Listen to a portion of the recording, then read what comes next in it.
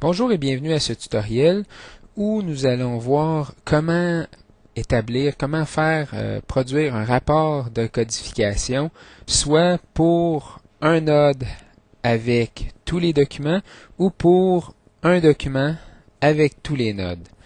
Donc, c'est une manière de faire qui est assez simple, en fait, vous allez voir, pour réaliser, admettons, un rapport de codage d'un document pour tous les nodes. Ce qu'on fait, c'est qu'on va dans le Document Explorer, donc Explore Documents. Ensuite, on sélectionne un node, un document, c'est-à-dire, admettons, je veux avoir entrevue avec Catherine. Je vais cliquer sur Document dans la barre de menu en haut et je me rends ici à Make Coding Report. Je clique sur Make Coding Report et là ici on me demande quel node ou quel groupe de nodes est-ce que tu veux utiliser.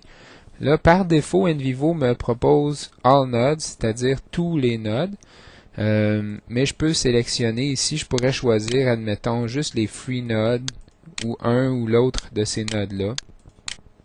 Je peux choisir les case nodes. Ou les tree nodes. Admettons que je veux un rapport de codage uniquement avec les tree nodes. Je clique, avec les tree nodes, je clique sur OK. Donc, ce que NVivo me génère, il me génère un fichier texte en format que je pourrais enregistrer soit en format texte ou en format RTF. Le format RTF va me permettre de conserver ces niveaux de titre et la structure du fichier. Donc, j'ai le document, j'ai sa description, la date de création et de modification. Et maintenant, j'ai les nodes qui ont été utilisés pour ce rapport de codage-là, c'est-à-dire All Nodes. Donc, j'ai en tout 16 nodes et j'ai les nodes 1 à 6 qui ont été présents, qui ont des informations. Donc, le node 1.2.1.1 c'est annonce de la nouvelle, sentiment par rapport à la nouvelle, sentiment exprimé, heureuse. Donc, elle est heureuse. Donc, ça, c'est mon node. Pour ce node-là, voyez-vous, j'ai deux passages. Donc, ça ici, ça se trouve être le premier passage de 2. Il se trouve dans la section 1. On se rappelle que c'est ça, que la section est définie en fonction des niveaux de titre qu'on utilise. On retrouve l'extrait dans les paragraphes 10 et 11. Les paragraphes sont identifiés à chaque fois qu'il y a un retour. D'accord? Et il y a 139 caractères dans cette séquence-là. Donc, c'est le premier extrait qu'on a.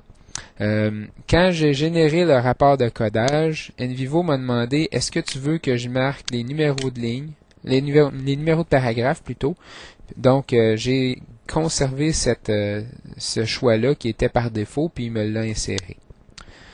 D'accord, alors voyez-vous, j'ai mon passage 2 qui se retrouve au paragraphe 15. Si je vais au deuxième node, annonce de la nouvelle, sentiment par rapport à la nouvelle, sentiment exprimé, crainte. Bon, là ici j'ai un seul extrait, l'extrait qui est assez long d'ailleurs, donc on le voit ici.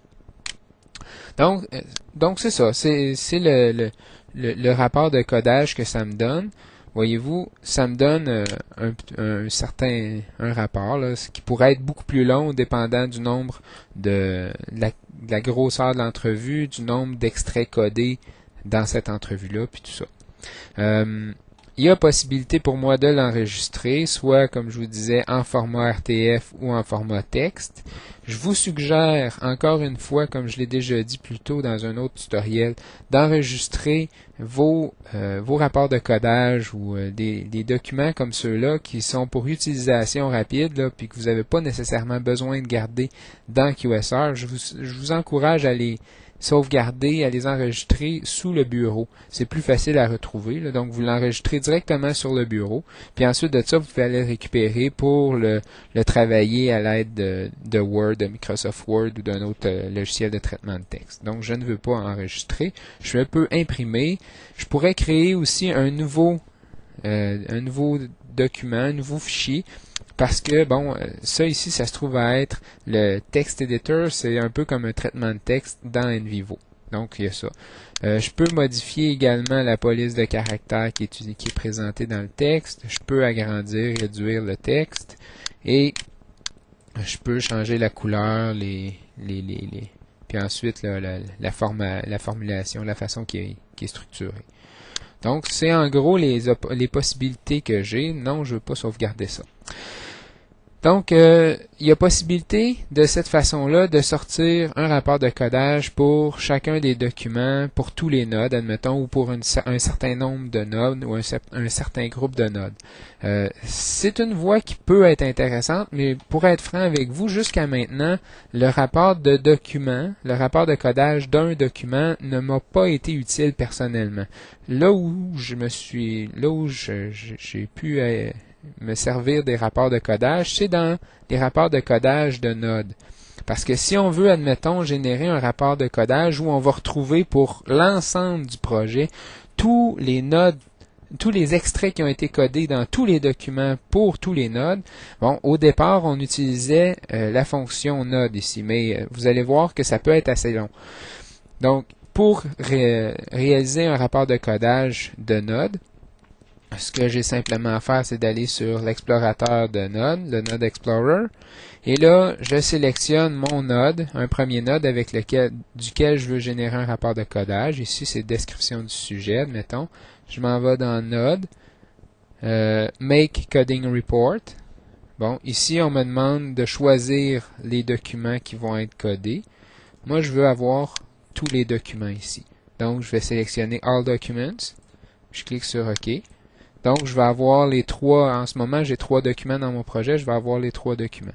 Et voyez-vous, bon, cette fois-ci, on va lui demander de ne pas m'inscrire les numéros de paragraphe. Je clique sur OK. Et voyez-vous, il me génère mon rapport de codage. En fait, j'avais seulement qu'un extrait.